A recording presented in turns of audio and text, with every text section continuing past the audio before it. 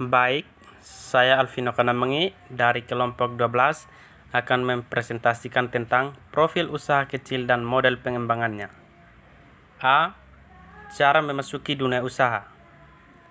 Ada 3 cara yang dapat dilakukan untuk memulai suatu usaha atau memasuki dunia usaha. 1. Merintis usaha baru. Membentuk dan mendirikan usaha baru dengan menggunakan modal, ide, dan organisasi yang dirancangi sendiri. Ada 3 bentuk usaha baru. A. Perusahaan milik sendiri.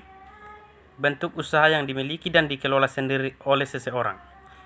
Persekutuan, suatu kerjasama atau asosiasi, 2 atau lebih orang yang secara bersama menjalankan usaha. C. Perusahaan berbadan hukum, perusahaan yang didirikan atas dasar badan hukum dengan modal saham-saham. Adapun kelebihan: A. Gagasan murni. B. Bebas beroperasi. C. Fleksibel dan mudah diatur. Kelemahannya: A. Belum dikenal. B. Inefisiensi. C. Penuh tidak kepastian. D. Kurang daya saing. Membeli perusahaan orang lain. Dengan membeli perusahaan yang telah didirikan atau dirintis dan diorganisir oleh orang lain dengan nama, goodwill, dan organisasi usaha yang sudah ada. Kelebihan: A. Lokasi sudah cocok. B. Karyawan dan pemasok sudah berpengalaman. C. Sudah siap operasi. Kelemahan: perusahaan yang dijual biasanya lemah. B. Peralatan tidak efisiensi. C. Sulit inovasi, baik sumber daya tenaga kerja atau lingkungannya. Kerjasama manajemen franchising, suatu kerjasama antara entrepreneur dengan perusahaan besar dalam mengadakan persetujuan jual beli hak monopoli untuk menyelenggarakan usaha atau waralaba. Kelebihan: A. Penggunaan nama dan merek terkenal. B. Siap manajemen. C. Siap operasi. Kelemahan: A. Tidak mandiri. B. Lebih menguntungkan franchisor. C. Interdependensi terdominasi. Ada beberapa hal yang perlu diperhatikan dalam rangka merintis usaha baru. A. Bidang usaha dan jenis usaha yang akan dirintis. B. Bentuk dan kepemilikan usaha yang akan dipilih. C. Tempat usaha yang akan dipilih. D. Organisasi usaha yang akan datang. E. Jaminan usaha yang mungkin diperoleh. F. Lingkungan usaha yang akan berpengaruh. Untuk mengelola usaha tersebut harus diawali dengan 1. Perencanaan usaha, pengelolaan keuangan, aksi strategis usaha, teknik pengembangan usaha. B. Profil usaha kecil dan model pengembangannya.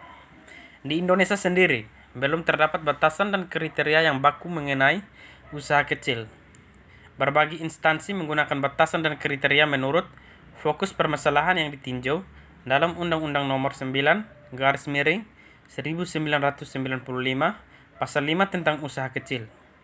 Disebutkan beberapa kriteria usaha kecil adalah sebagai berikut.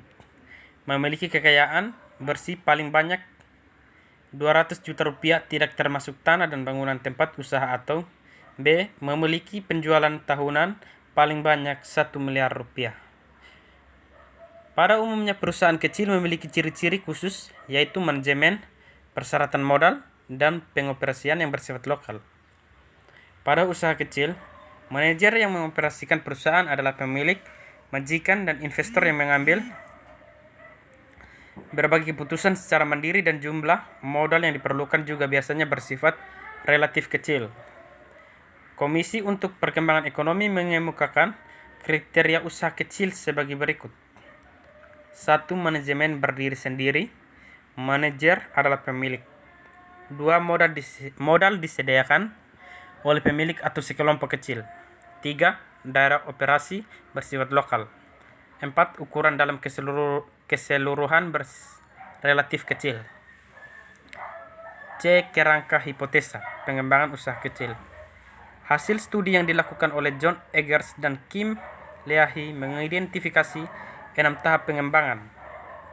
6 tahap pengembangan bisnis, yaitu tahap konsepsi, survival, stabilisasi, orientasi, pertumbuhan yang cepat, dan kematangan. Banyak konsep yang dikemukakan oleh para ahli ekonomi dan manajemen modern tentang cara meraih keberhasilan usaha kecil dalam mempertahankan eksistensinya secara dinamis. Sekian dan terima kasih.